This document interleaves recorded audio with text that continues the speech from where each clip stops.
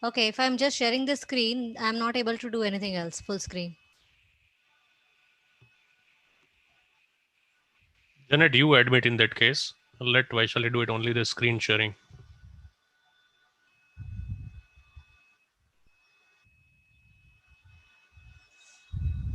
Because I'm not able to use any other features.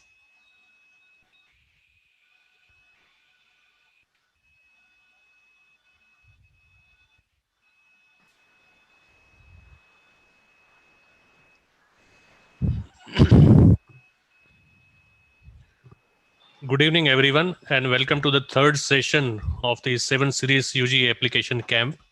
My name is Jaideep, and I am an Education USA advisor at Ahmedabad. In the today's session of undergraduate mentoring program, where we have invited some students who have gone through the entire process of applications. They have got admits at the few US universities, and today they will share their individual experience of what worked for them, what went wrong during the process, and tips for prospective students. Since we are discussing the UG process, parents are also very much involved in the process. So we will also discuss the decision making process as well with the parents. As far as the timing of the US admission process is concerned, there are several misconceptions prospective students have. Here are few of the examples. The process can be completed quickly. Students can apply whenever they want. Secondary school final year exams must be finished before you can apply. Application time is always the same for every US university. The admission calendar doesn't have an end. Remember, these are the misconceptions that international students uh, has in mind. So we will also burst some myths, and we will also discuss the realities of the application process with the students who have already got admissions in the USA. As an international students, there are so many different processes you will need to understand and navigate when applying to the universities in the United States. We will begin with the session shortly. There are a few students who are still logging in. And while you log in, please write your name, whether you are a student, parent, or from the training and placement office of a university. Also, mention the city you are logging in from. This will help us have your details in the right database to send the useful information. I'm sure all of you are equipped with the using technology, and therefore please use your headphones for enhanced quality. Kindly mute your microphones. We will have the time at the end of the session to answer your questions. Please write them in the chat box. We will post some useful resources at the end of the session in the chat box. Don't worry if you are not able to note it during the session, but we advise you to note useful tips that will be shared during the next 1.5 hour. Fine. Students who are logging in for the first time, let me give you a quick brief about the Education USA. If we can change the slide, Vishali. Okay. Uh, we welcome all of you. Uh, uh, and we will discuss about the just a minute. Let me brief you about the Education USA. Education USA is your official source of higher education in the US. We are supported by the US State Department.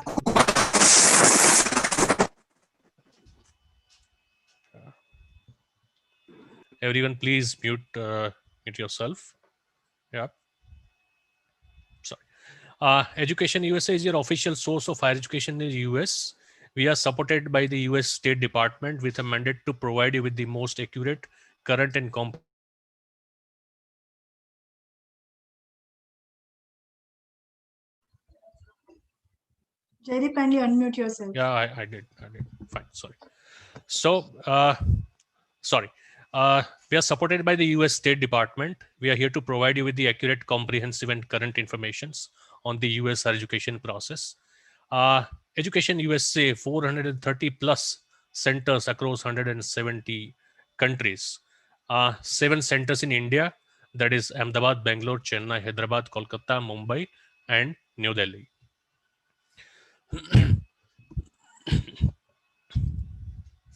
Vaishali, if you can change the slide, please. Uh, So here is the figure of the students studying in the United States from India. You can see the figure is 2,02,014 students from India currently studying in the United States. And in future, the number is going to increase. You are going to definitely going to apply. We are the second largest group of international students from any one country. Fine. And as per the latest open door reports, students from India account for almost 18% of all the international students in the USA. Fine. Uh, Here are your 5 steps to US higher education: is researching your options and financing your studies and complete your applications, apply for your student's visa, and prepare for your departure. We are going to discuss the first three steps with the students, with our panelists. Fine. So, and we have a set agenda for today's discussion with the students. Uh, as per the So we have today with us the students. Let me introduce the panelist we have. The Meg Kothari. She is going to attend the Culinary Institute of America, in New York, the bachelor's in food business management with a core in banking and pastry. Meg, if you can uh, start your video, so let people can see. So hi to Meg and welcome to the this program. So Meg has applied to the only institute in the USA and she got admit, and we'll also come to know about her journey right from the thinking process to the application and successful admission process.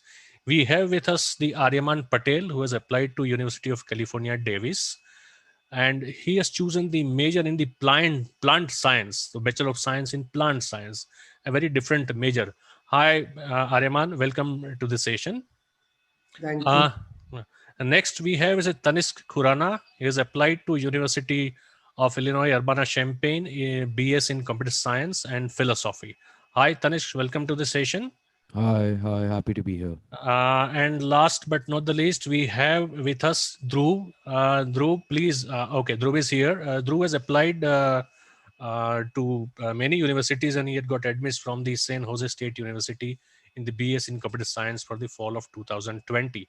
So, welcome all of you. And we will start discussing about your application journey, your decision making process, and how successful you were, or what kind of problems that you faced during the entire process. So, before I go to panelists to discuss the first point of agenda, which is what triggered the decision of studying in the US, let me hear the US education is known for its flexibility, quality, and value that it offers to students. Students have a wide variety of programs to choose from, as well as concentration within these programs. And that's why the Tanishq has chosen the BS with computer science and philosophy, which is probably a wise decision for himself. Fine. Let me start by asking Tanishq first that Tanishq, you need to rewind your thought process a few months back and tell us what made you think about deciding to study in the USA. What were some of the parameters that were important to you while you were deciding, and how did you prioritize them? So I used to go to um, JE training for about coaching for about 4 or 5 years before 11th. So starting from 6th, and it was always that my mind was always set towards, or it was made to be set towards JE. But it was only when I entered 11th that I realized that I could actually go abroad instead of staying in India for my undergrad. It took some time to revolve around this and actually come to a point where I shifted. I left my coaching and I joined some SAT coaching classes and gave the SAT. So I think the process began in 11th itself. So I was not thinking about going to college or college life in general in ninth or 10th at any given point in time. Okay. um, and it does take some time for people to make up their minds. Like it took me a lot of time for me to make up my mind and then ask my parents to shift from this to a completely different goal in life. Fine. So, Tanix, when you started the JE preparation and then you suddenly jump into the US education, started thinking about the US education process, were your parents apprehensive before? I mean, or they have just accepted your decision and then they involve themselves in the decision making process as well? How Oh, smooth it was from deciding from the Indian studies to US studies for you? it was not that smooth, Okay. because uh, it's a big jump, especially financially. It costs much more to study in the US. But Hmm. through the 3 months that my parents and I took to revise our decision around this, we realized that the amount of money we'll be spending will be well worth. Like I've started college already, and a couple of my friends have started college in India right now. My Hmm. classes are way better and have way better professors than their classes. We get better course material, better opportunities in general, just a very better experience in general, when compared to Indian universities. I'm not saying that they're bad, but I'm just saying if you have the opportunity to go to the US or to some other country to study, a good country, then definitely go for it. They have some very good resources, and your goals in life will enhance with respect to where you go. Okay. Nice to know, Tanis, from you. Make, since you have applied to only institutions, and yours is quite a different major than the most of the students going to US. It's a culinary major. So, can you describe your thought process and your decision making process? Because it says something special about you that you're going for a culinary major. So, what's your goal in life, and how you came to a decision of studying in the US, and how you applied to a single institutions? So I was always passionate about baking and cooking and being in the kitchen for sure, since when I was really young.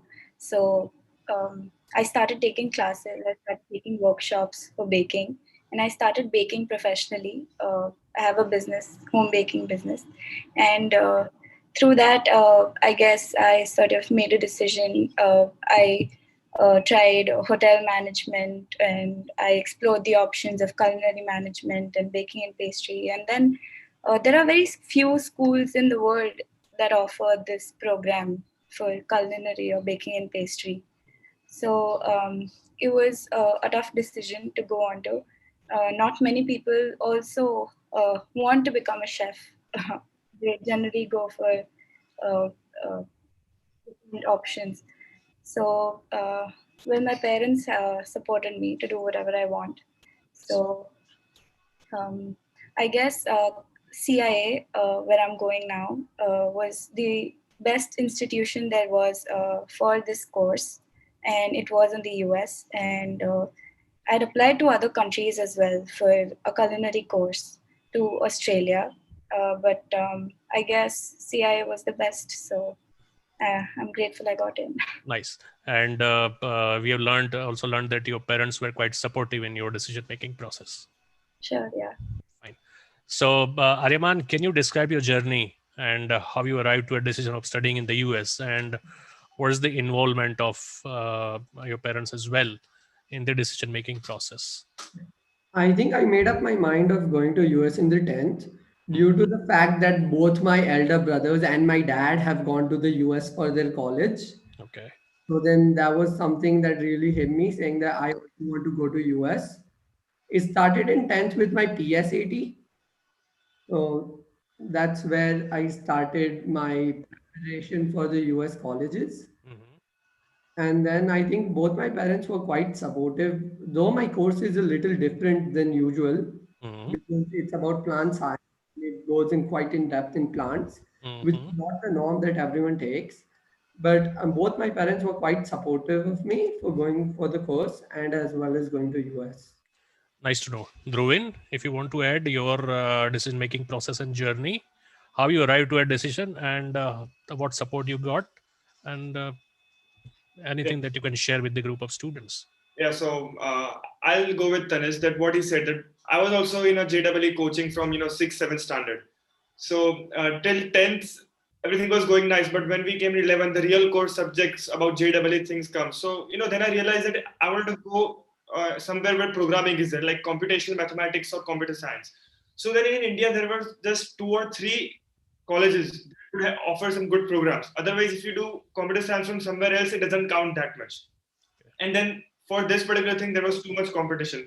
And if I go to the US, so there will be better opportunities, more exposure. You get better internship opportunities alongside working. When you were studying, so you become quite more mature and capable of taking your own decisions.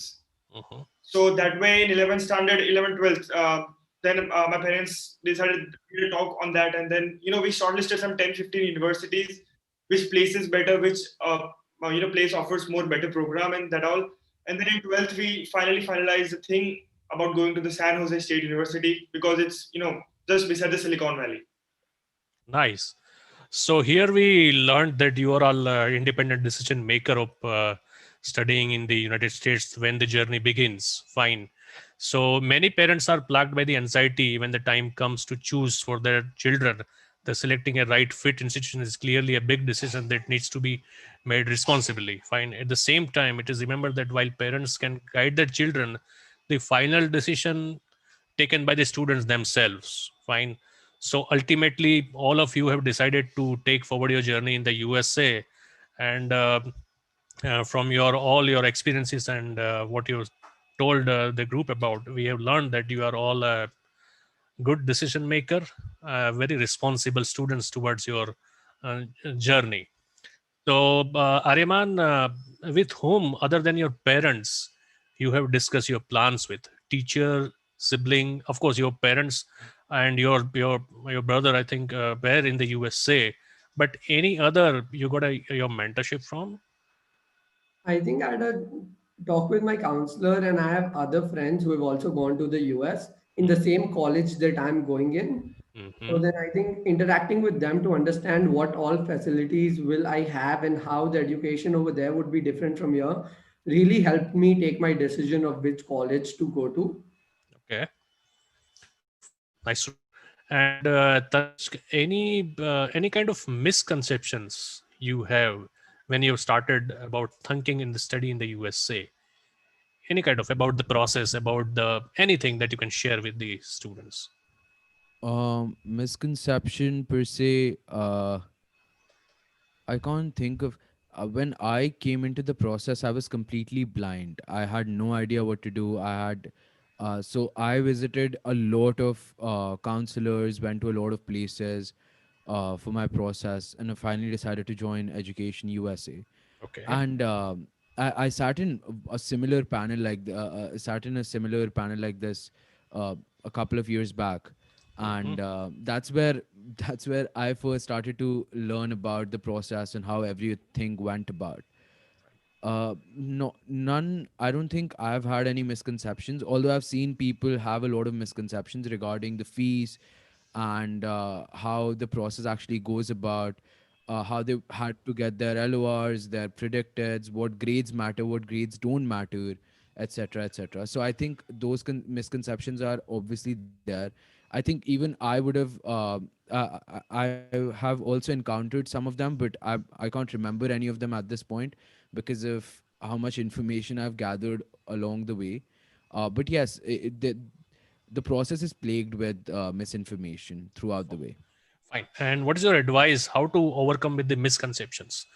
Because Um, you have already faced this kind of reality.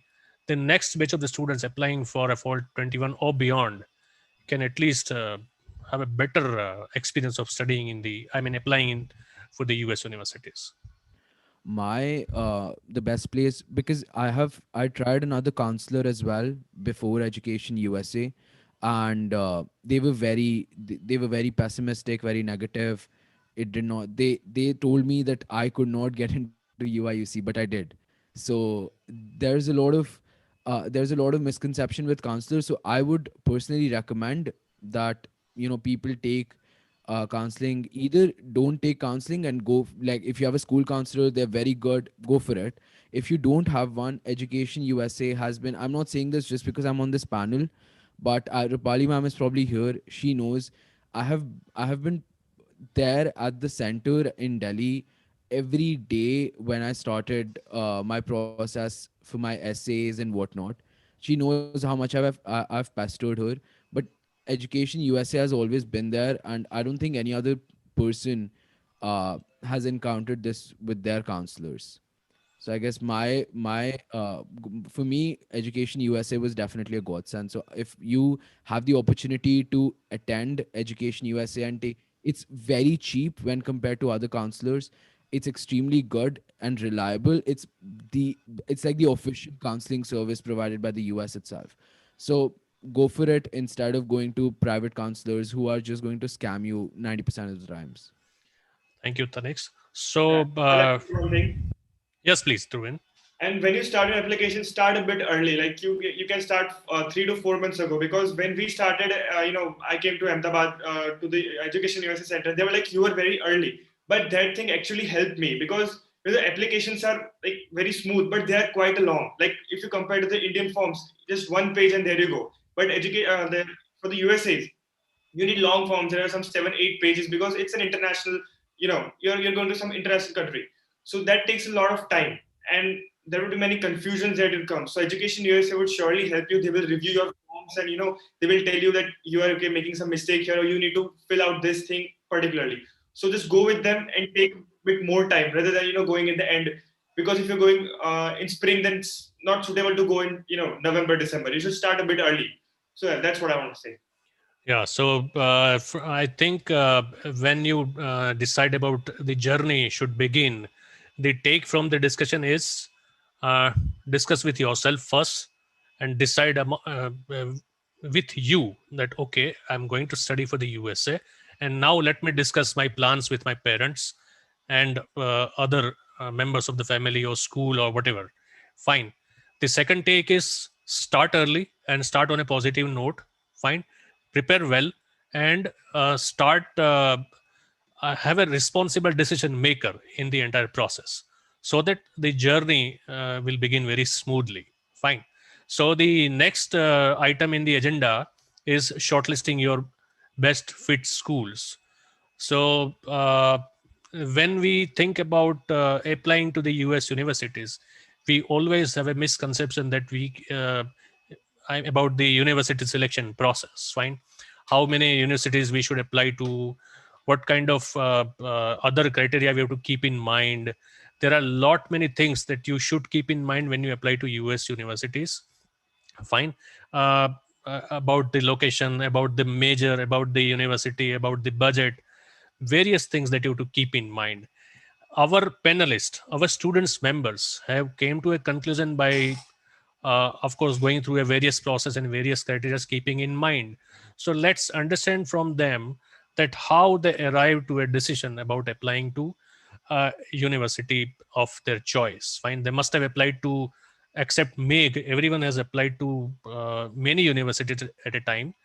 But how they find the best fit, how they shortlisted the universities from more than 4,500 institutions available in the USA for higher education. So a wide variety of choice available.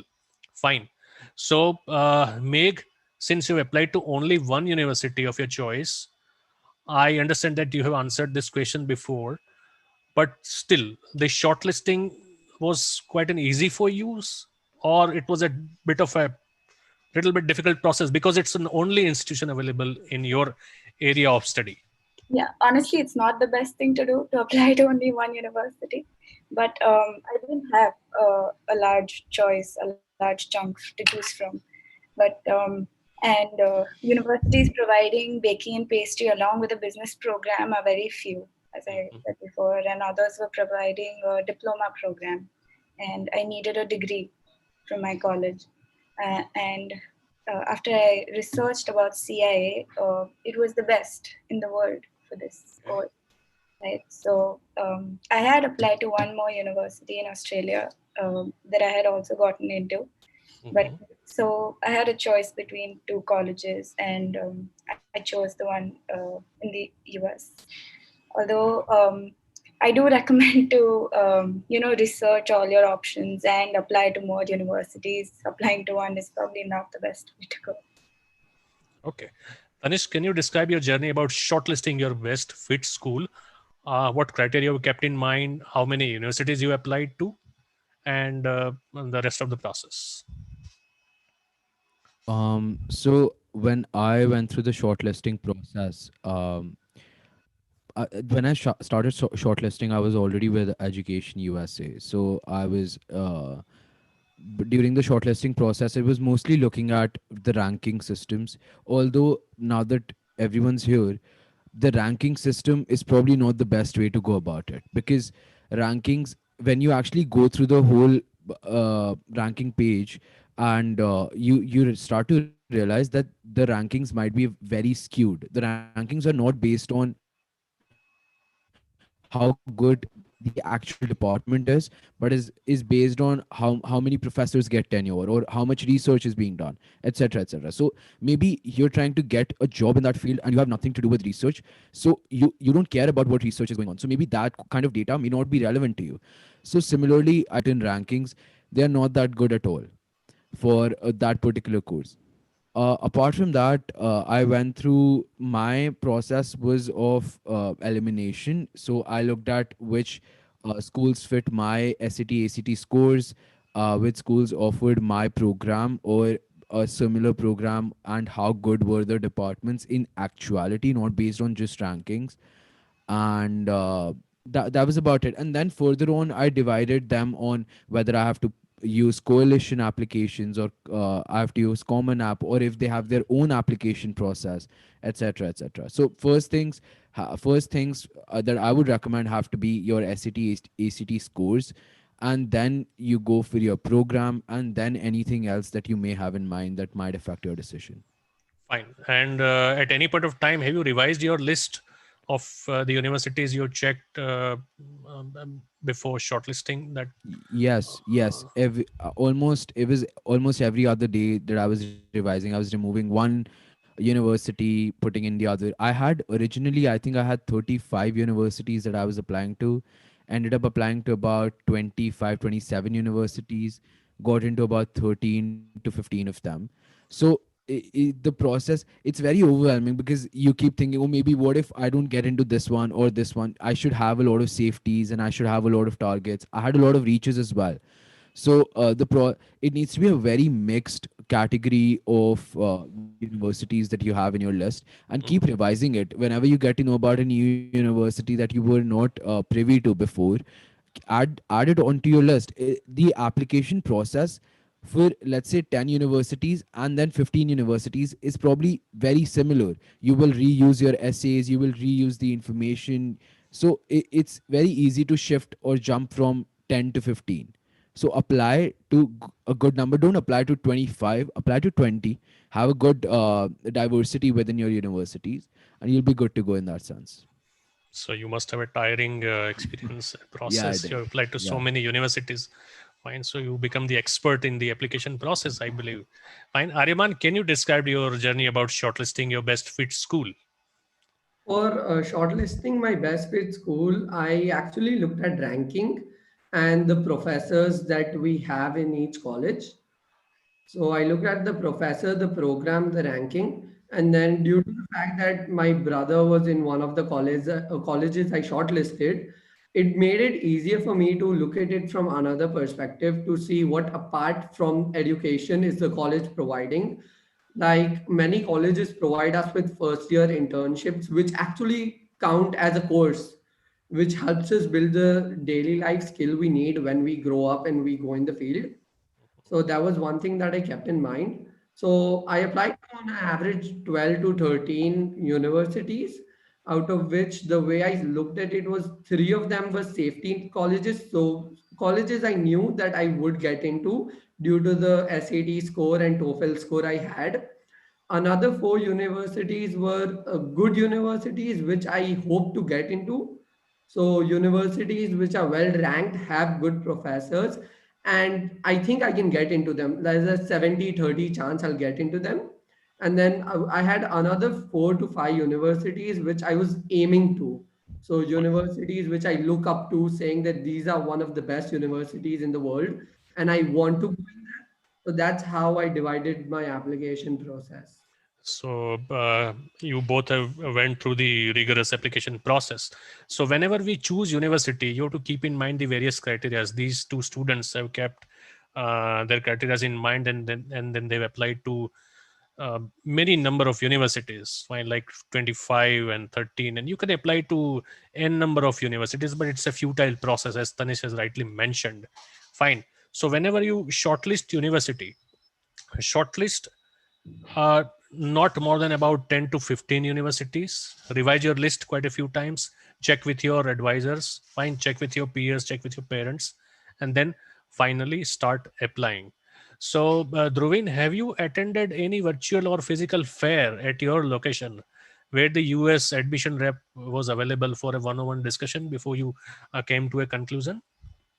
No, actually, I had came to Ahmedabad, the Education USA Center, just for one time, and in that particular time, I talked with Dhara ma'am, who was she's one of the colleague there. So in that one discussion, she made us very sure that where should I go and which university should I apply to. So the thing was that I had started my application process before I gave the SAT. So I had that score in mind that which I had to get. So I had that mindset that okay, Nick, I need to get above 1400, above 1350 to get in this university. So I had that benchmark in my mind, and then I got admission to. I had applied to 6 universities, and out of which I got in 5.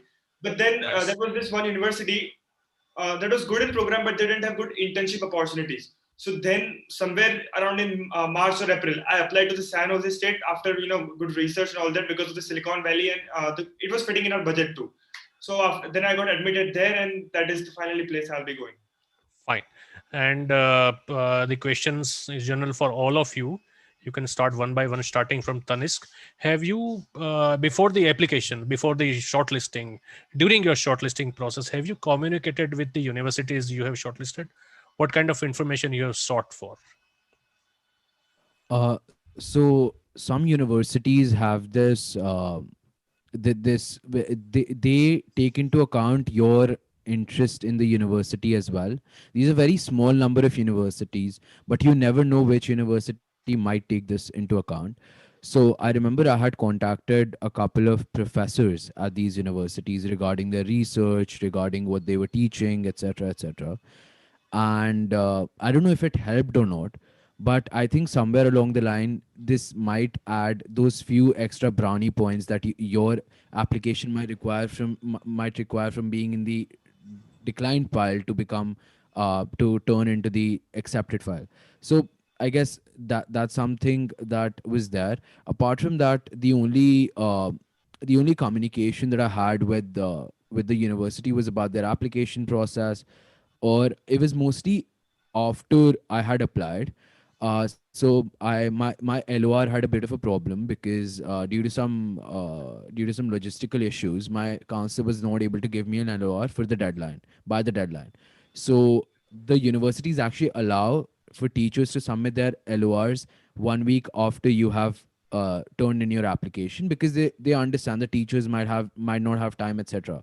So that was done. So that was when I decided to mail each and every university that I applied to, that my LOR is going to be late, and please accommodate me, etc. And they were very very accommodating and flexible on that matter.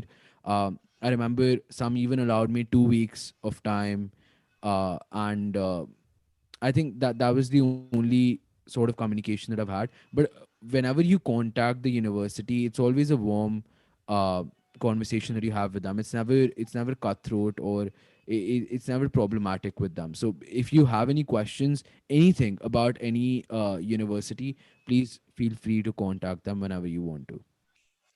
Okay, so you mean to say that if you're facing some genuine problem, better you speak to university, write to university, and they Yes. will be very happy to answer. Yes. Fine. Yes. So we also have learned that the university is quite responsive if you're facing some genuine issue. Just write your queries in a professional manner to the university, and they will be very happy to assist you. Make Have you communicated with the Culinary Institute of America before you apply? I started communicating with the college about 3-4 months before I submitted my application, and they appointed me an admissions officer who I was in contact with, and he explained to me the whole process of application and the course structure, and it's important to know about the college before applying, and the website doesn't generally tell you everything, so you need someone to explain how the course structure looks like or how the campus life is, and uh, our admissions officer really does the work for you. So start conversing with your admissions officer or the college, in fact, a few months before actually submitting your application, so that you have all your things in place. They'll probably even give you more information about, how should the teachers write their LORs, or what are the predicted grade requirements, or what exactly do you need to write in your SOPs. Okay. Ariman, for you, have you communicated with the institutions you applied to for any questions, or you can describe your situation like Tanishq did and the Meg did? So I communicated with the college, I think a few months before submitting the application, like Meg. So I basically had a small chat with the admissions officer asking them for anything else apart from the academic point of view that may be needed to get into the college. And I also started communicating with one of the professors in the course at UC Davis. So it just gave me more input about the college. And then for UCs, we usually have 8 essays, out of which one is asking why we want to be admitted to a certain college. So I think knowing the professor and what he's working in can really help you answer that question if you're aligned to that purpose. So I think that's how it helped me communicating with the college. Nice to know that you did search for the faculties at your department. Druvin, can you describe if you communicated with the universities and Yeah, so experience with the universities? yeah. So I had contacted the admissions department. So I just wanted to know that which companies or which people are coming there for the internship things, because I had a clash between two universities, so it was difficult for me to decide one of them. So this was the one thing that after 3 or 4 years, where I would stand if I perform good. That is on my part. If I complete my part fully, then what would the college university help me? So that was the thing that I was thinking about. Another thing was that from San Jose State, there was a recruitment officer who had came to India. Like she was on a tour. So in the middle of March, she was there in Ahmedabad. So she has organized a small kind of meeting to all those who were admitted in the university. So there I went and I had also talked with that recruitment officer. She also advised me a lot of things and other doubts that were cleared in person. Yes, so we have learned that university reps are quite responsive, quite positive, and quite understandable in the entire process. And they'll definitely they would like you to help. I mean, they'll definitely help you throughout the process if you write to them and if you ask the questions, right questions to them. Fine. So the shortlisting is again a uh, major process, the major steps that one has to start with. Shortlistings you can apply to a number of universities, but judge your ability, your financial ability and other abilities to apply. Find out the universities of your choice, find out as per the course, as per the location, as per the climate or weather conditions. Fine, and apply the criteria of the standardized testing scores they require, the acceptability rate, everything, and then finalize the list of universities and then start applying. Fine. The general questions to all of you: any regrets, any wrong steps, process errors you made while shortlisting, uh, learning from the mistakes? So if you would like to share, Tanishq. I think the only regrets that I might have from the whole process is that I guess I could have applied to. No, actually, I don't know. I mean, at certain points in time, you might think that you could have applied to more colleges and could have, oh, maybe this college would have been better for me, etc. But I guess my regrets aren't with the application process, like applying, but rather with my application in general. I think I could have done a much better job with my grades, with my extracurriculars, with my ACT, etc. So I guess that's where something would bug me. But honestly, like when you get into university and when you start your journey there, you forget about all of this. I have people with me who aced their SATs, who got amazing marks in their boards right now, and were completely amazing throughout their school, but now we're in the same program. So when I think about it, I think if you went through that whole process and got in, there was definitely something about you that clicked with them. So after a point, when you start your college, there would be a period after you get in and after you before you start, the 3-4 month period where you'll have these kind of regrets coming up in your mind. But honestly, when you start university, it's not going to be an issue for you at all.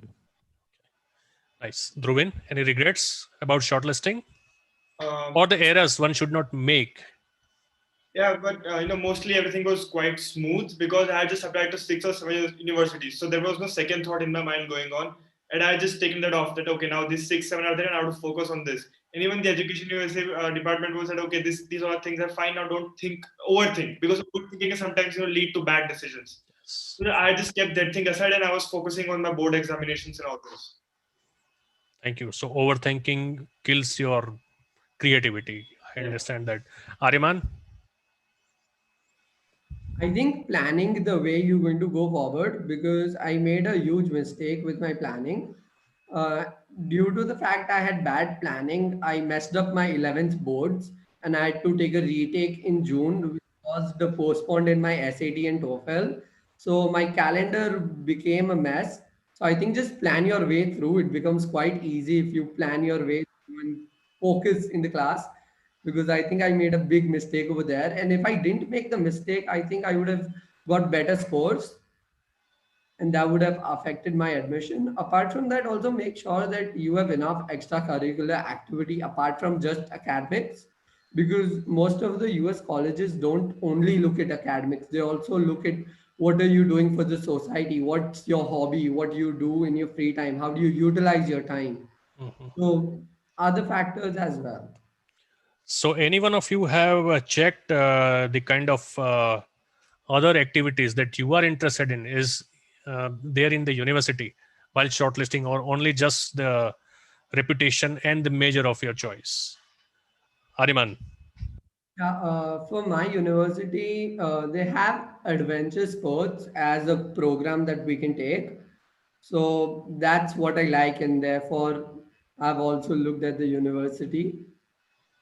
Good. Tanishq, what about your extracurricular? Have you got a chance to uh, resume your extracurricular activities in the US, in the particular university that you are going? I think so I used to run. I am currently running a philosophy podcast, Mhm. and I'm really. I mean, I was a self starter with philosophy, so I guess that's something I really wanted to continue at university. And CS. So I had never done CS before in my life before I applied to uni, and there was something. This was something that my parents really wanted me to do because every parent wants that. But we came to a compromise where, and after I got into this program is when I realized that this is something that's perfect for me. That CS and philosophy have this sort of combination, and this is only present at two universities in the world. It first originated in Oxford, and it's a course there. And after I think a year or two, it came to UIUC as well, and it's now a course here. So the course, I mean, I think that was my only that was something that I really liked. As per extracurriculars, I think every public university would have almost everything that you want to do. I mean, we have clubs here at university ranging from let's say bhangra or some other Indian dance form to watching squirrels on trees. There's a club for watching squirrels on trees. So we have uh, we have a wide variety of things. So this was never in my mind that, oh, maybe this won't be there at university. It's going to be there at your university most probably if you do something that's extremely different from other what other people are used to. Uh, let's say fencing or something that's very that's different and maybe not available in India itself. then that's something like, for example, cricket is not available at every university in the US because it's not a mainstream sport there. So that's something that you can look out for. For example, UIUC, I heard that has a really good cricket community. So I think if you're going for a public university, your extracurriculars probably are there. If they're not, then it's something that you can look out for definitely when you're in your selection Yeah. So, process. so we have learned so many things about shortlisting process. We'll moving on to the next agenda point, that is standardized test scores. The test one has to take before the application begins. One have to keep in mind the standardized test as a part of the admission criteria. That is standardized test like Scholastic Assessment Test, SAT, or American College Test, that is ACT. Fine. Uh, when one should take test, when one should start preparation, what kind of the rigorness of the test, that we will learn from one by one. Meg, you have you taken any tests Uh, except like yeah, TOEFL or IELTS, any language test or something? yeah. My college didn't have an SAT requirement, so I didn't give that. But I gave the IELTS exam. Fine. So when you have finished your IELTS exam? It was last year, I think, around June, June last year. So I wanted to complete the tests that I could before starting the application. Fine. Get done with it. Yeah. Fine. Ariman, what kind of exams you've taken? What's your score? And what is the uh, advice to the students who are going to take the exams this year or next year, maybe? Yeah, so I took quite a lot of standard tests. I took two subject SATs, which is a bio subject SAT and a math subject SAT. Apart from that, I also took a TOEFL and I gave the SAT attempt twice. Oh, okay. Fine. So student need to keep in mind that the standardized test scores are a requirement from the US university applications. So learn the requirements from the university websites when you are shortlisting, when you are looking about the universities and admission criteria. And then accordingly take the test well in advance so that you can send your scores to respective university that you want to apply to. Fine. Dhruvil, any special coaching practice that Yeah. you have attended for the test that you have taken? Okay, so I'll say that when I was in 12th standard in June, I completed my IELTS. So the first thing is that you should not, try to keep the board exams and these entrance exam. There should be a bit of time because you cannot always cope up with these things, right? So if somebody is in 11th or 12th right, just started, so IELTS should be the first exam that you should give, IELTS or TOEFL, whatever you get. Then SATs. What thing with me was that I applied to many universities in Texas. So their deadline was January. So now I had my SAT in October, so I had only one attempt and I had to make through it. So I tried my best, and I got a 1380 score out of 1600. That was quite a good, and I got like in everywhere wherever I wanted. So I gave SAT once, and then right now in this pandemic kind of thing, I gave the AP, the Advanced Placement Program, that helps you to get more credits before you attend the university. Okay. Tanishq, you would like to quickly tell the needs to be followed. What advice do you give to students who want to take the test, and what kind of preparation and the timeline they should follow, and the decent score they have to keep in mind in order to get into a university of their choice? So for me, I my timeline was that I gave the SAT in October 2018, and I got, I think I got 1410, which is okay. It was not as good as I really wanted it to be. So I gave my ACT, where I got a 32, which is a bit better, and I gave subject tests for math and physics. So I think I got 780 in physics, 800 in math, math 2, and I gave the APs, which I gave physics C mechanics, I gave physics 2, and I gave calculus AB, and I got 4. I think I got 4 in all of them. So the thing is that I think I would rather recommend that you give your IELTS way later than after you've done with everything else, because IELTS is a very very easy exam. I mean, for me, it took me like 2 hours of prep just before the exam. I think the night before, and I got a 8 out of 9. And it's an easy exam. You don't have to do much. I remember I even slept during the exam because it was it's like those listening and speaking assessments that you have at school. It's very similar to that. So if you have IELTS or TOEFL, whatever you want to give, I don't know about TOEFL, but for IELTS, definitely I did not spend much time. Give the APs if you can. They are extremely helpful. For example, even just yesterday I realized I checked my I checked my report, and I realized that by the end of my first semester, I'll be a sophomore because I have AP credits. So I will be able to graduate a semester early, and if I do summer courses, probably a year earlier than other people. And that's for my university. It's going to save me approximately 50 lakhs if just by giving those APs. I spent like 40,000 on those APs, 40 50,000, but I'm saving what 100 times that amount. So it translates to a huge proportion. I would definitely recommend give the APs if you can. They're not that hard if you're in CBSE. For example, if you have PCM science, if you're from the science stream, the examinations are very similar to what you're doing right now. So it won't be tough at all for you to give the APs.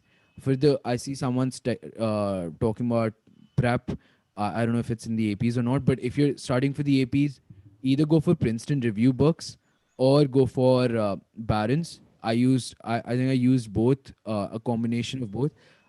Pro tip: if this pandemic cools down and everything, yeah, Education USA has a very big library. I know for a fact that Delhi has a very big library where I personally studied for the APs, and that's where I gave my test as well. So you have ultimate resources here as well. So give the APs if you can, basically, and do, choose from the ACT or the SAT wisely, because it can. I know people who got 1200 in their SAT but got 31, 32 in their ACT. So some tests fit you, some tests don't fit you. It's not really about the course material, but rather the test itself, how it's conducted, and how you go about it. So yeah. So thank you I'd very. like to add one thing. Yes. So, like as you said, between SAT and ACT, if you're a commerce one, right? If you don't have this science thing in 11, 12, then I would recommend to go with SAT, because ACT has, I guess, some science courses, science questions in that, and SAT is just based on mathematics and English, and mathematics is of 10th or 11th level, and the thing you have to work on would be English. English is quite tough than you think. So yeah, that's all. Nice. So for that ACT, I'm from the science stream, but I know humanities people who were giving the ACT. It's not the science section is actually it's very English based. So there's a science section within SAT as well, where you have this one comprehension that's scientific. I think the last comprehension, and the ACT, that section of the ACT, the science section of the ACT is very sim. It has like those type of comprehensions throughout that section. It has basic multiplication, addition, subtraction, if there's any data available in that section. Otherwise, it's extremely easy to do. It's not that hard at all. Okay. Thank you very much for all of Yeah. you. The students need to think about the timelines and the type of the test that they should take. Fine. Moving on to the next agenda, the source of funding. When you should start thinking about the university research, what was your budget? And the decision maker, have you discussed the budget? Or it's vice versa, like you first uh, discuss the university list with your parents and then the budget came into picture? What is so sources of funding? Tanis, if you can describe how you are going to manage your funding and what is the budget that you've kept in mind while shortlisting. So I did not have a budget in mind. I just assumed that almost every college will cost the same because I had not looked it up. Mm. But definitely, so private colleges cost a lot more. I know someone who's going to NYU. They have a good scholar. They have like a $10,000 $15,000 scholarship right now. Their tuition, their whole fees is still coming out to be $70,000 for 2 semesters. So just keep a lookout for private colleges. They can be they can be extremely expensive. For public universities, some of them good give good aid. For example, I know UMass Amherst gave almost every international student about $15,000 of aid of scholarship, and it's basically like a cut that they give to everyone whoever applies early. I think they get that. So there are certain universities that have this sort of policy. I know for a fact that UIUC does not give any scholarship to international students. So I'm just banking on the fact that I might be able to graduate early and save all of that money. Apart from that, I think my parents have some savings, so we'll be using those up. The thing is that if you're going for if you're going for anything actually, most of them pay for themselves in like 5 years max to max. I know that a lot of Indians go for CS programs. CS programs are extremely good because even though you're spending a huge amount of money, you'll earn that money back in, let's say, 3 years max. So don't if you want financial aid, that's a different deal. But if you're just skeptical if it's worth it or not, it definitely is. Thank you so much. Ariman, have you have a candid conversation with your parents, since your father was in the USA, so must know about the budget and the living cost and everything. So for me, I don't think a budget was the problem because the fact that my whole family is US citizen, that means that we have to pay half the fees as any normal student would. Fine. So then I don't think the fees was a problem while considering any budget. So source of funding was not a problem for you. Yeah. Meg, if you want to say something about source of funding, the discussion about budget and how you arrived to a decision So, after considering budget in the mind. unlike other universities, my university didn't have differentiations of fees for international and domestic students. Everyone had to pay the same. Pay the same fees. Okay. Yeah, and usually culinary colleges charge a higher fee. It came up to around, I think, $45,000 per year, and they give minimal scholarship as well. I think there is merit-based scholarship which I received, but apart from that, deciding how to pay came much later than applying for the college itself. So after application, after I got in, we decided how we're going to pay. My parents have savings, so I think we're going to use half of that, and we might take an education loan to fund my college. It also depends on whether you're going to go for a master's after this program. You have to think long term if you're on a budget constraint. So I personally might not need a master's course after this. So it is Definitely. okay that I can take an education loan myself. Yes. So these sources, I mean, funding your education is a very important factor while you decide about studying in the uh, USA. One thing that I Yeah. might add is that just keep a lookout for scholarship deadlines. Mm. So a lot of colleges have that. If you apply early, you'll be eligible for a scholarship. If you apply early, you'll be eligible for certain honor courses or honor sections or honor colleges within the university. So just keep a lookout for that. They can be extremely beneficial. Uh, a lot of people have gotten amazing scholarships just because they applied early, and plus you have better chances as well with early action and early decision. Fine. Thank you so much. We are moving to a next very important agenda, that is putting together a stellar application. Fine. You all did an excellent thing on your applications, and we definitely would like to hear from you how to put things as a stellar applications. This is an important point to be discussed, where we need to put together all the components of an applications. Fine. Writing your essays or grades or standardized test scores. Remember that the main purpose of your essay is to persuade the admission committee that you are a good candidate for that program. We will start with the Ariman, that how, I mean, tell us about your application component and what do you think about that your application is really a nice application and one can learn from your process submission. I think the fact that the school that I am in, Riverside, has a lot of extracurricular activity itself, And we also have a lot of citizenship where we basically give back to the community. I think that had a big spot on my application. It had quite the weight because every year we were working with people in an NGO, and there was quite a lot of other extracurricular activity to support what I'm doing. So the fact that I have a lot of extracurricular activity makes it easier for me to put down an essay, because in the essay I've seen many people bluff their way out of the essay, and I do not think that's really the way you should approach an essay.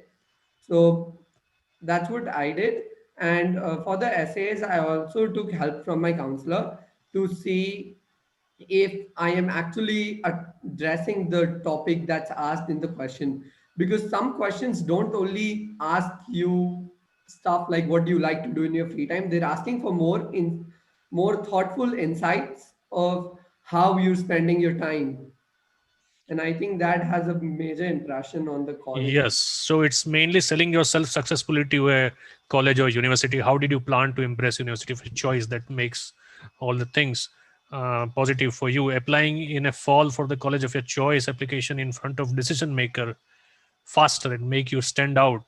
So make sure that materials to be submitted in advance, as Tanish has mentioned, that you should submit your applications well in time, and you should not miss out on the any application component. Fine.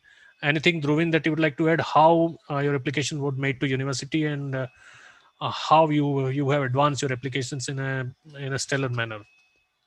Yeah, so I would like to say that application things, you if you try on your own self, it's more better. Like, okay, you should obviously take help from the education department or any counselor you're going, but try to do that thing on yourself first, because that makes you more and more capable of fighting all the problems that come again and again. Fine. So application process was that in the San Jose State, they're good at, they say that you should be good at sports or extracurricular activities. So from ninth standard, I was a soccer player in my school. So I had all those certificates, the state level games, school level games, all those. So that I had submitted to them. Also, if you're given any kind of Olympiads or extra examinations, international examinations conducted by British Council and all those. So try to submit that in your resume or application. That makes you more powerful other than your scores. Fine. So, Tanish, if you can let us know about the importance of letter of recommendation as a important part of your application.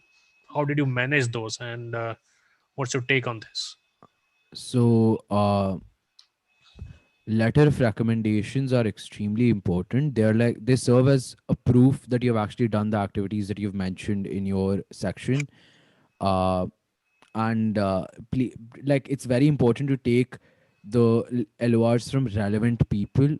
Some universities asks for very special type of LOR, so keep a lookout for that. For example, Dartmouth asks for a peer recommendation, and it's recommended that you submit a peer recommendation. So if any of you are planning to apply to Dartmouth, then please keep in mind that they would give value to that peer recommendation. Apart from that, universities have their own criteria. For example, some universities might ask you to submit two LORs. Some might ask you to submit one LOR. Some might even ask you to submit four LORs from different departments or different teachers. For example, two teachers, let's say two people who employed you, or one of your instructors at dance school or something. So it's a varied thing. One thing to keep in mind is, now that considering that we are in India, a lot of the schools will ask you to write your LORs yourself, and this happens a lot. So please take the help of your counselor at, if you're going for education USA, take help of your counselor there, or take help of your counselor at your school. Ask for templates, ask for information about how you go about this, because this LOR process gets very messed up, because there are a lot of logistical problems that are involved in this process. So please keep in mind that that's there.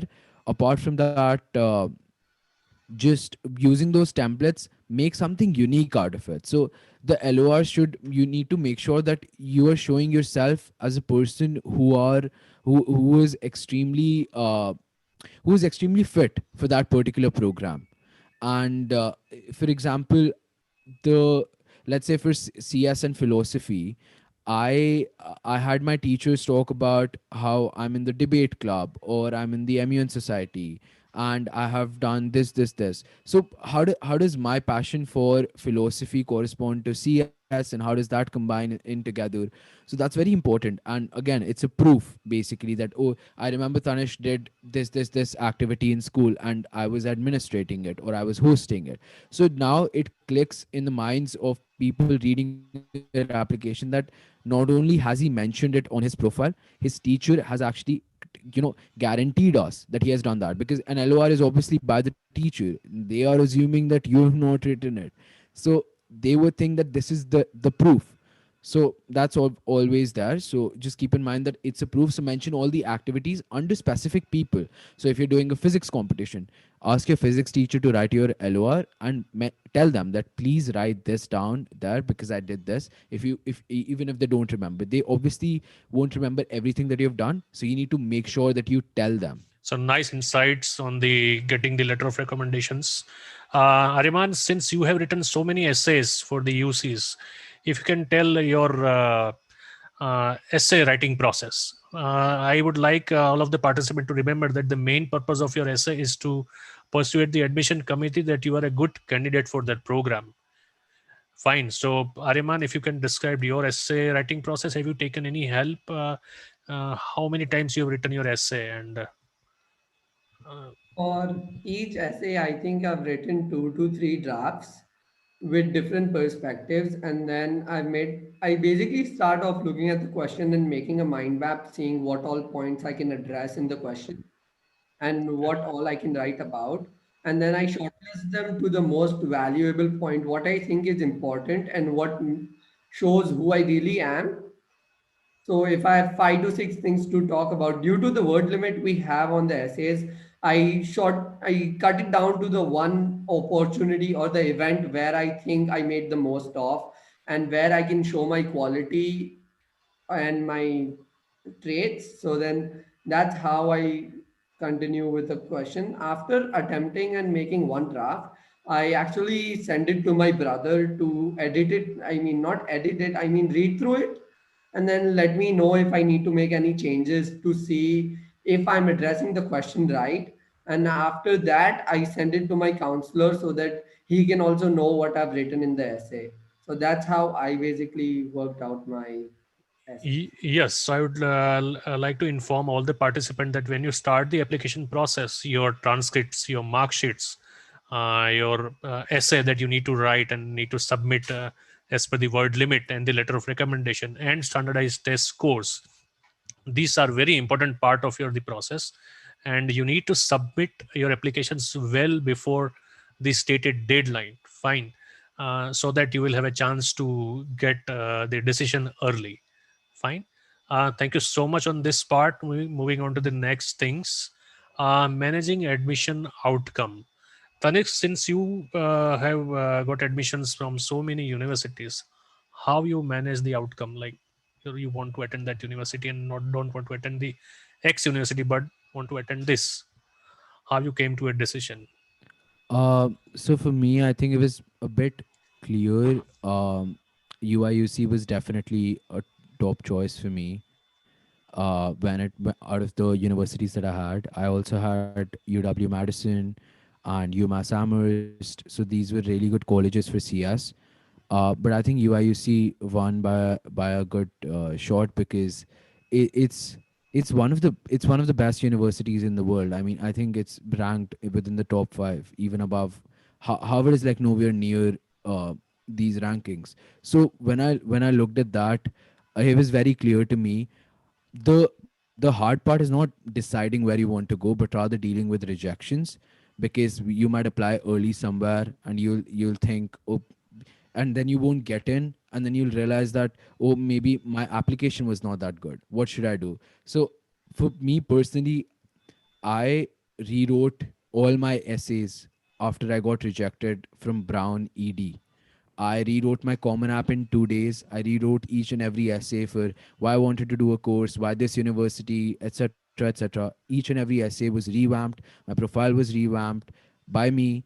Uh, and then I realized that all the colleges that I applied to regular decision, I got in none of them. because all of them were reaches. But still, I thought that revamping my application would help.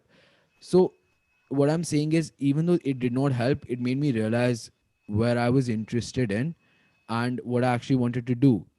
So my only giveaway from this would be that do deal with your rejections as a sort of challenge that you need to improve, or maybe sometimes there would be times that you're just too good for the college. I know people who were extremely good applicants and got rejected by their safeties because they were these safeties have sometimes have what we call it in the admissions process yield protect, where they protect how many people will actually join. So they know that your application is way too good for their universities. Everything works on a factual basis. So they know, if they know your application is very good for the university, they won't give you the admission because they know that you're not coming there.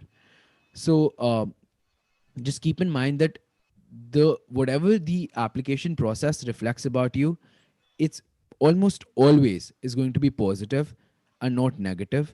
Don't dishearten, don't get disheartened just by the fact that, oh, I did not get into this Ivy League or this top college, because when you actually go to university, you'll realize that, wow, this is exactly what I wanted in life, and I am where I am supposed to be.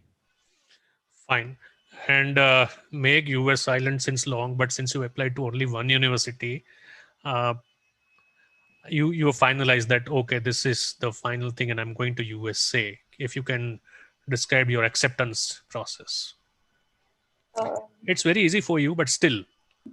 so actually, there's really before applying, I never knew whether I'd get in or not, and only applying to maybe one or two universities is not a good uh, thing to start with to go to college. But I guess while before this we were talking about letter of recommendations and SOPs, and when you know that you've written it well, and when you're able to answer all the questions with whatever you've done, I guess you get an idea that you're probably set for this college. I knew that I was made for this college in some Fine. way. So managing outcome is quite easy for you when you decided to go.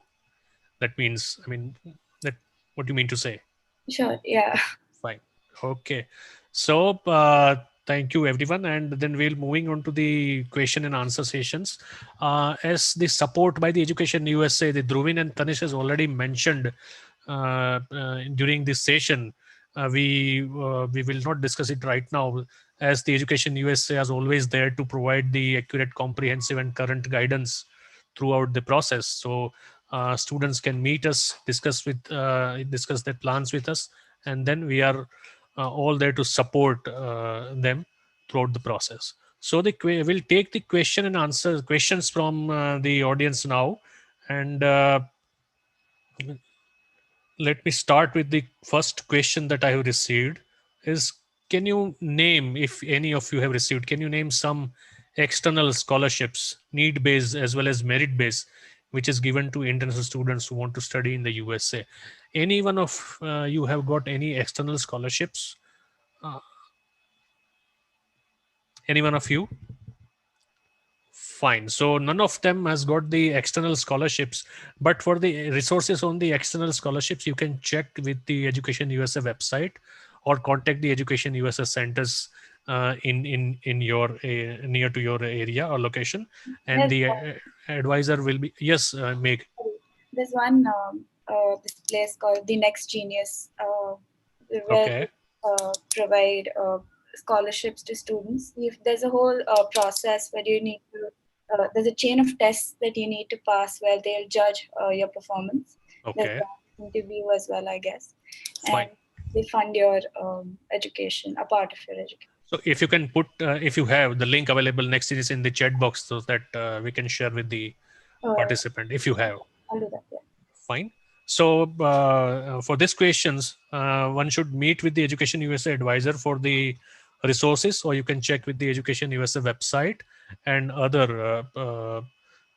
publications website for the external funding available to the international students. You can also check with the university websites as well, where you are applying, about how you can apply for the external source of funding. The next question is, how exactly do you assess and evaluate programs of different universities? You have any metrics or any kind of working available that these universities, this program is good, and this is how I evaluate this program, and so on. Dhruvin, how you have assessed your program and evaluation? If you want to throw light on the evaluation process of the program that you would like to attend for. Yeah, right. So you can first of all you decide your program that okay if you want to do computational mathematics or computer science, right? So first thing you'll do is you'll type the best universities in the US for computer science, right? Okay, so if that's your way, then go that way. But then shortlist some universities which you want, right? Which fit in your budget, which fit in your place. So out of that thing, go to their website. Now on that college or university website, type in the best course that they offer, right? So there are some rankings, or there are some most recommended answers, most upvoted answers. So by that you can see that okay which program is better, there in which program there is more research, which in which program most students go or change their majors in the due course of 4 years. So that will help you a lot in thinking about which university should I go. Areman, since you applied for a very different major, that is a plant science, what was your assessment and evaluation process? Can For you repeat the question, sir?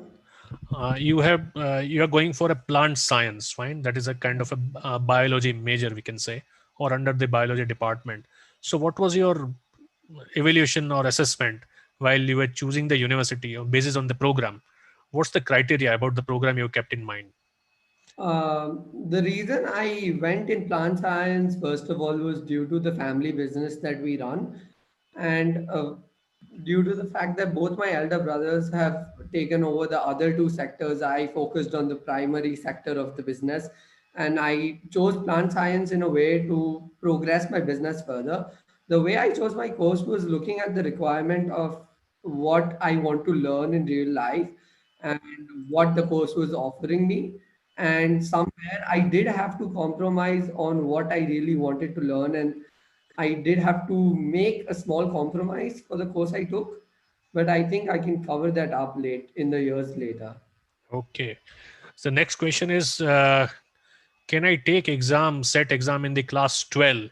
So, yes, you can definitely take the exam in class 12, keeping in mind the timeline of the application process. Timeline is lengthy. You need to start at least 18 months in advance.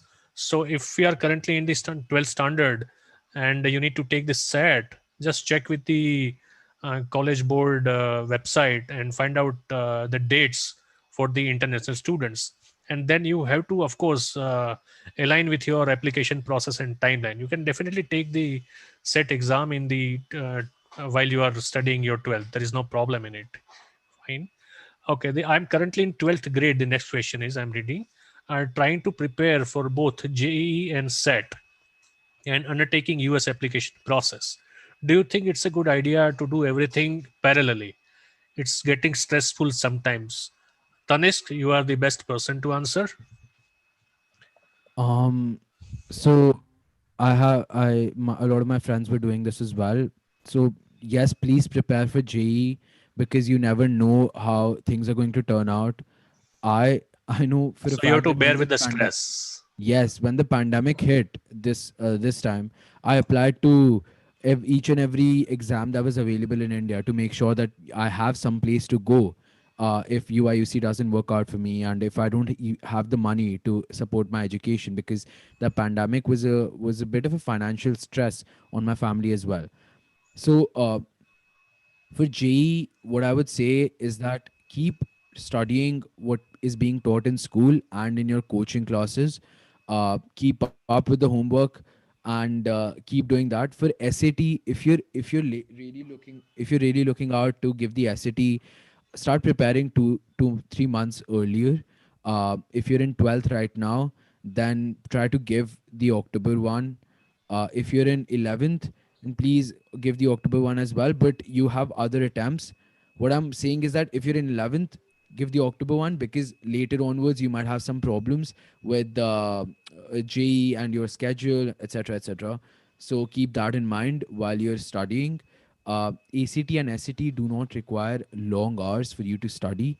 They, let's say, if you do 1 hour of practice every day, let's say you're coming back home from and you're in the bus. Let's say the pandemic opens up and you're using the buses. The transportation takes you, let's say, 1 hour in total in the morning and then in the evening combined. So you have that 1 hour to study. Why not take out a book, just start? All you have to do is stick answers anyway. You don't do the math section, just do the reading section. So these are the kind of strategies that you can adopt if you want to do both JE and SAT. Obviously, it is a bit of a stressful endeavor. However, it is definitely doable. People have done it. People are doing it right now. If people can do it, you can do it. Like, don't think that, oh, someone got into Harvard and also got into, let's say, IIT Bombay or something. It's not that difficult. I know very dumb people who got into both schools. So if they are getting accepted, you can as well. You're easily smart enough to get into those colleges. All you have to do is work hard and maybe sacrifice some pleasures in life that you normally would have. Nice to know. You have to work hard. Question for Meg. For such a different and unique course, what were the subjects that you took into consideration, or was it just a hands-on experience since you have a family business? Um, I took the A levels, the Cambridge examinations. It didn't require a lot of subjects, so I took economics, English, and business math in my 11th grade, and these were the minimum requirements for me to graduate. So I guess the commerce background will help me further in the business degree that I'll be studying for, and hands-on experience also helps actually. It's not a family business, it's something that I started on my own. So I guess internships and hands-on experience on your own in 11th and 12th, these are the two very precious years before you go to college that you can get all your hands-on experience, um, to build a portfolio ahead. So Good, good. The question for Tanish: how did you decide you will enjoy the campus outside the classroom, learning from university? Uh, for university, I mean, UIC is a big place, and almost all my colleges were big. They were public universities mostly. Even if they were small universities, see, you find your place there. Like, even if they're a small university, for example, I applied to Dartmouth, which is like, I think, 200, 300 acres. That's still very big when compared to Indian standards. UIUC is about 1800 acres. So that's a very big area. You'll find, I have like 40,000 people at my university. So you'll find your place, you'll find people to hang out with. That's definitely not something that I would recommend you put in consideration when you're shortlisting colleges. Or will I have people to interact with? You always will. You will always find people to interact with at university. It's that one place in life, it's that one period in life where you will definitely meet a lot of people who are very, very similar to you, people who are extremely different from you as well. So don't worry about that. Worry about the process first. Look at what colleges you really want to go to, and look at the programs, because that's your end goal, right? You're not going to go there to just to party or to because you're spending so much money. If you were in the US right now, a US citizen, and you were not an international, I would still be okay, or people would still be okay with you going there just to socialize. But you're an international, you're paying a ton amount of money just to be there, just to study that one course from that particular professor in that particular time period. I would recommend you use that opportunity to study and to focus on life. Obviously, socialize, network, etc., etc. But don't make that your primary goal. Your primary goal should be to get something out of the university in the long term, not in the short term. Nice to know.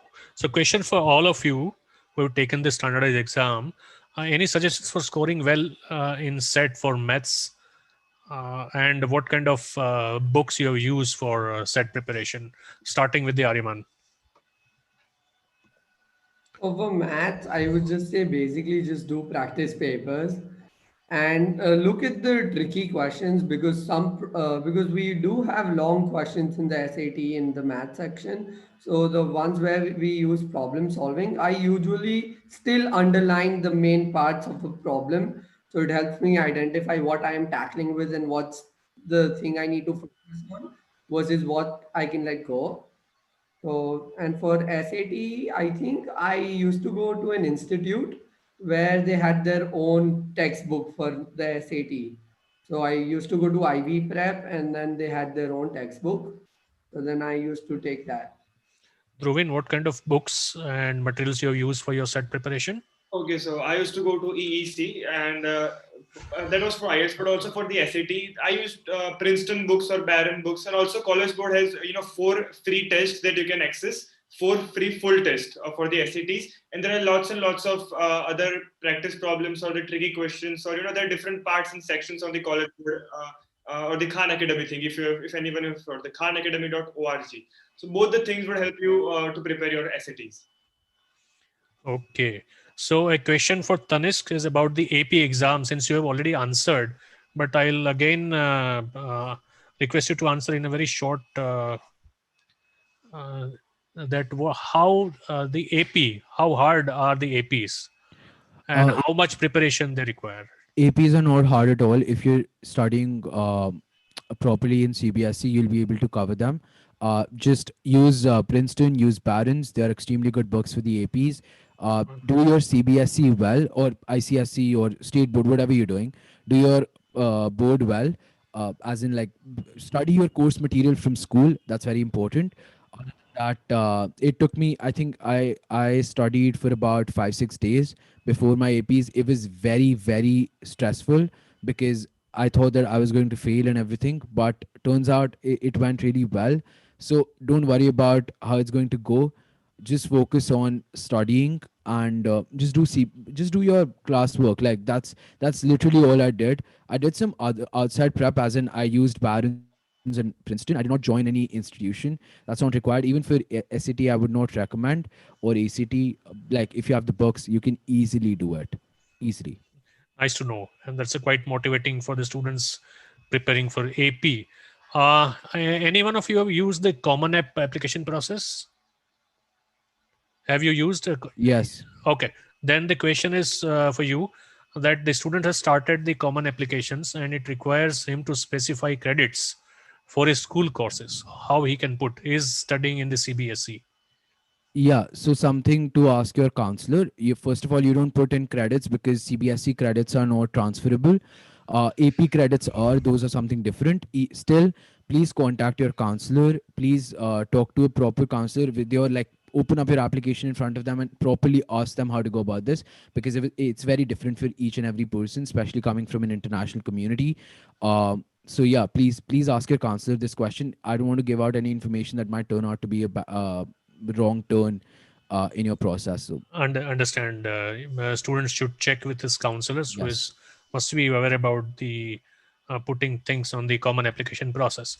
A question for Aryaman is, for a US citizen studying India, do they have a better chances to get admission in the US or equal chances? I think it's more over equal. It's based on your application. Though being a US citizen in India, I did apply as an international student for the first semester. So for the first sem, I am an international student, but then later on, I become an in-state student. So it's Good, basically the same thing. good. I would counter to that a bit. Uh, so international there's a certain, for public university especially, there's a certain criteria for them to admit. For example, all the public unis have this. So they're supported by the local governments. The local governments ask them to take certain amount of kids from that state. So let's say you're from Indiana, right? And you're now living in you're now living in India, but you want to go to uh, Indiana State, right? And it's supported by the state government. So you would have, if you're an Indiana citizen, then you would have an advantage over any international, because you'll fit in that criteria and you will have a very high chance of getting in as compared to an international student in that manner. Uh, because it's just because of that criteria. Otherwise, I think the process similar for if you're in it depends on your location more than your citizenship in that manner. Then Okay, so we are taking the quite a last questions as we are about to finish the very nice informative session. The I'm clubbing the few questions for all of you, and quickly you can answer those in a quick manner. When one should begin the application process, and was it expensive to apply to colleges, and what role does early application play in your application? Fine. Did you any one of you got into EA? So I think only Tanishq has applied for EA, and I think you got rejection for the EA, if no, I'm not so mistaken. I applied to ED1, which is Okay. brown, but I applied to multiple EAs. I got into almost all my early actions. One thing to keep in mind, please start your common app in June, July for 11th graders right now, 10th graders. If you're in 12th grade, still not late, but please start your common app essay.